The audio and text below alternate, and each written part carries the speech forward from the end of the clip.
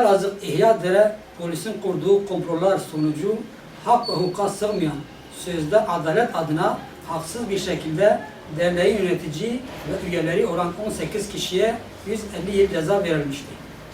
Şimdi de Adıyaman'da İslami duyarlılıklarla bilinen Adıyaman Vahdetler ile Kahta Müstazatler'in doğrultu yönetici toplam 6 üyesine yine Malatya 3. Ağır Ceza Mahkemesi tarafından yaptıkları İslami ve insani bazı etkinlikler sebebiyle 50 yıl ceza verilerek hukuk bir daha ayaklar altına alınmıştır. Bazı kurumlar adeta kendi aralarında paslaşarak bir takım entelektüellerle İslami sivil toplum kuruluşlarına haksız ve hukuksuz bir şekilde sözde hukuk adalet edilerek sindirme amaçlı ve hiçbir vicdan sahibinin kabul etmeyeceği ağır cezalar vermektedir. Bu da bize gösteriyor ki 3 alilerin yönetimindeki hukuku katleden istiklal mahkemeleri aslında kapatılmamış, sadece isimleri değiştirilmiştir. Yani öz olarak aynı kalmış, sadece kabul değiştirilmiştir. Rejim canı istediği zaman kendisine muhalif olarak gördüğü kesimleri günümüz Malatya İstiklal Mahkemesi'nin verdiği karar örneğinde olduğu gibi yargıyı ve hukuku araç olarak kullanarak sindirme yoluna gitmektedir. Müteddeyin, hayırsever kişiler ile bilinen hayırlı faaliyetler yapan insanlar olup tamamen yasal olan dernekler bünyesinde çalışmalarını sürdürmüşlerdir. Faaliyet olarak da fakir insanlara yardım dağıtılmış, taziye ve hasta ziyaretleri yapmışlar. Üniversiteye gelen fakir öğrencilere ev açmışlar. Kur'an-ı Kerim'i yaktıkları için Amerika'yı, Filistin'e saldırdığı için de İsrail'i protesto etmek amacıyla basın açıklaması yapmışlardır. Gösteriyor ki ortaya konulan bir tezgah ve oyundan başka bir şey değildir. Emniyet suç ihdas etmiş, komployu hazırlamış, mahkeme de buna dayanarak ceza yardırmıştır. Böylece bu oyun başarıyla sahnelenmiştir. Çünkü suç vasfı olarak gösterilenler Türkiye'de birçok sivil toplum kuruluşunun yaptığı etkinliklerdir. Eğer bu etkinlikler suç ise bu ülkede ceza almayacak sivil toplum kuruluşu kalmayacak demektir. Yok eğer bazı STK'lar yaptığında suç unsuru bazıları içinse suç teşkil etmiyorsa o zaman niyet okumalara dayanarak bu cezalar veriliyor demektir. Ki o zaman bu kararları veren hakimlerin hukuk yerine kahinlik ilmini okudukları izlenimini bizde uyandırmaktadır. Veya vicdanları rahat mıdır?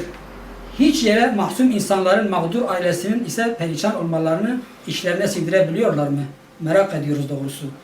Öte taraftan yeni bir dönem başlattığını iddia eden, daha önce işlenen hukusların hesabını soracağını vaat eden, hükümetin kendi döneminde yapılan bu haksızlıkları görmezden gelmesi ve en önemlisi kendi emrinde olan emniyetin ve polisin yaptığı bu komplolara karşı duyarsız kalmaları manidardır.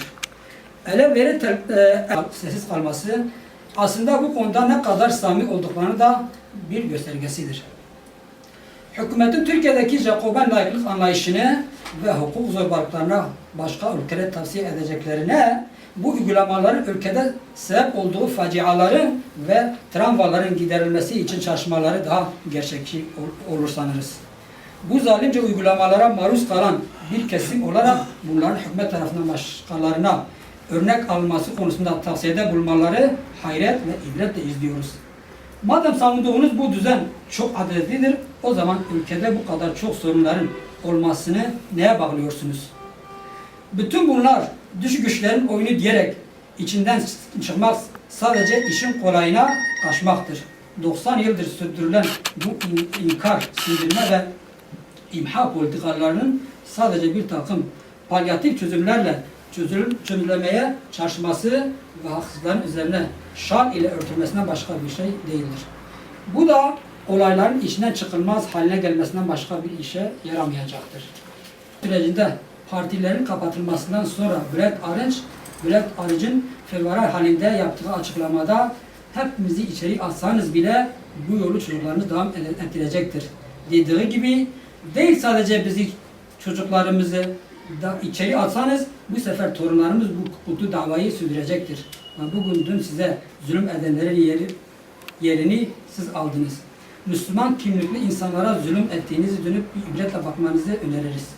Bu arada bu zulme maruz kalan insanların ve onların gözü yaşlı anne babalarının eş ve çocuklarının dualarına muhatap olduğunuzu ve mazlumun duası ile Allah arasında perde olmadığını da sizlere hatırlatmak isteriz. Üzülmeyin, gevşemeyin. Eğer inanıyorsanız en üstün olacak sizlersiniz. Bize yapılan bu maksatlı ve zalimce uygulamaları hakimlerin hakimi, cebbar ve kahhar olan Allah'a şikayet ediyoruz. Allah'a havale ediyoruz.